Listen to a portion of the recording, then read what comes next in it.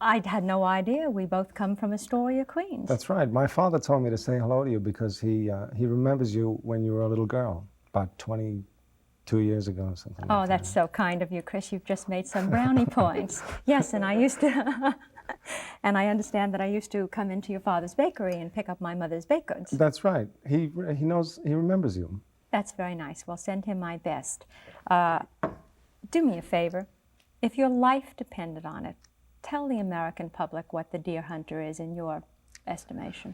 Well, I'm not very good at that, but I'll try to say something about it. It's about a group of young men who work in a steel town in Ohio, and who spend a lot of time drinking and playing and working and hunting together.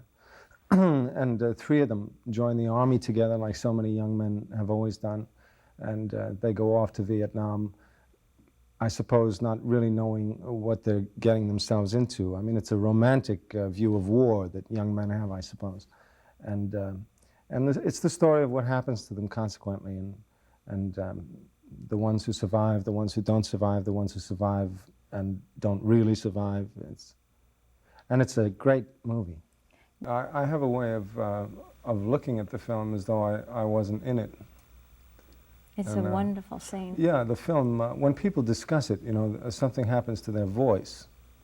I've noticed that people who come up to me to say something about the film, it's something obviously very emotional happens to them when they see it, and I must say it happens to me too when I watch it. What happened to you the day that you played that scene? I'm not sure. I recalled certain things that had happened in my life, I suppose. I don't know. Acting is a hard thing to remember or describe. I was just going to ask you, could you identify with Nick? Oh, very much so, sure. Well, I would have to in order to play a part. You know, I'd have to find out how much of me that person was. How much of it was you? A great deal. Yes. Great deal, sure. What did you conjure up in your head when you played that scene? I mean, I never really see men crying like that. I can tell you exactly what it was. I hesitate from saying it because it's so personal, but I will, I'll tell you. My brother was in Vietnam, and I remember a phone call I got from him when he joined the army, like I did in the film. And I remember a phone call I got from him just before he left. And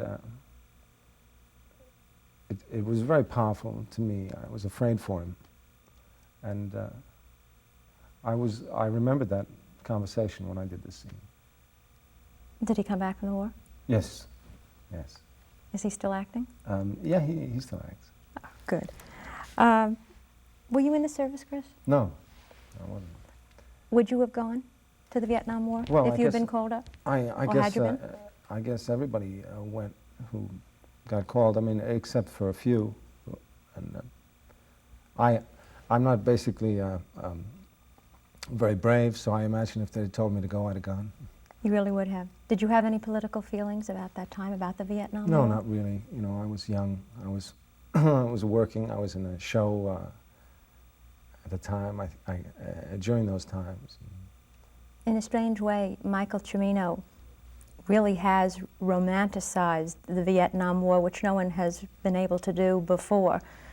Did you find it to be a romanticized version of war, the way you expected war to be? I don't know. You know, it is a film. It is a story, and I think that its great virtue and its power is that it tells the story in a dramatic way. So, in a sense, equating it with anything real is maybe a mistake. In a sense, it's a story, and it's a piece of theater also, in a sense, and the acting is of a big kind, I think, and. So I'm not sure that discussing it in terms of the real thing makes all that much sense. It's a story about these people, and I think that's why it grips audiences, and that's why it moves them, and why it moves me, because it's a story about these people who really are just, they're innocent in a sense, the way people are, and they get into things that they don't really understand. Have you ever gotten sometimes life deals you some good things, and sometimes it deals you these horrible things. How has life dealt things for you? Very good. But good and bad at times? Oh, of course bad, but this whole time having to do with the deer hunt has been wonderful for me. I like it. I like getting the attention. I like, you know, I like coming to California and staying in a hotel, and It's fun. I like being noticed, yeah. Well, you've worked all these years in order to get recognition, right? I have. I've worked in order to get recognition, but people who do that don't always get it. Well, a lot of people, of course, are saying, oh, he's an overnight actor, an overnight... I know, that's fantastic. Right? But we know that you've been around a number of years. I've been around all my life. No, I mean professionally Yeah, working. professionally, and too. being recognized for your work on Broadway. Yes, yes, but the theater, is something that you don't always get recognized for that much. They turned that monitor off because I'm looking at it too much, didn't they? Yes, you're cognizant of that, and you shouldn't be. Yeah. Have you ever had an intensely personal relationship like you had in The Deer Hunter? In your relationship, I mean, with Robert De Niro and John Savage, who are your two closest friends in the film, and the three of you go off to war. Have you ever had that kind of a relationship with other men? I don't think I have, no. I think also that the relationship in that film is supposed to be very special between those men. Those kind of people who work together, play together, who join the army together. I've never known anybody like that. Then what did you identify with in the character of Nick? Because you said it was something like yourself. Yeah, well,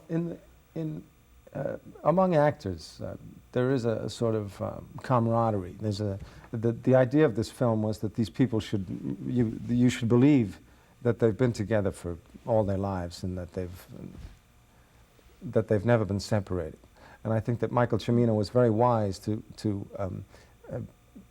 get the actors that he did, because even though we didn't know each other, there was that built-in sense of camaraderie, of having been together for a long time.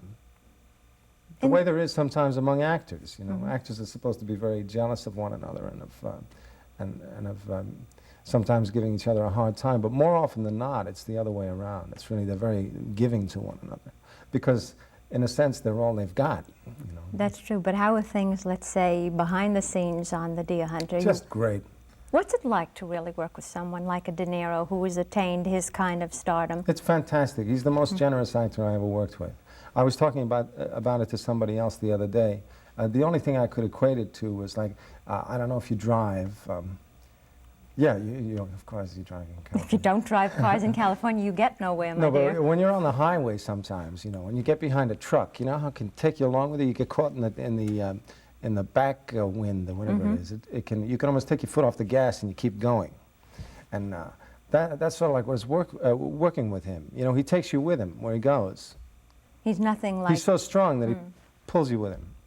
Because, you know, to know Robert De Niro is not to know him, as most people say, except I guess in an acting situation. Well, an acting situation, that's right. It's a particular sort of situation. I worked with him, but I don't know him, but he was very good to me in the movie. Is he friendly? As was Michael Cimino. Is it De Niro friendly? Oh, yeah, yeah. Because the characters that he has played on screen, and when you meet him in person, he seems to be so shy that you hardly expect him to say two words to you. Yeah. Well, but actors, haven't you noticed? I mean, does it seem to you that actors do tend to be a little shy? Chris, you're not shy right now. But I go the other way. I think I am. I sort of try to. I've made a deliberate effort to get away from that, because I mean, for instance, if you agree to do an interview, you better do the interview. You know, you better talk. Otherwise, if you get there and you decide you don't want to talk, what did you agree to do it for in the first place? So I do make a deliberate effort to overcome my reticence. But actors tend to be that way because they're used to speaking other people's words. You know, they're not that used to speaking their own. Maybe an impulse to be an actor is that you're not that, you know, that you want to speak other people's words.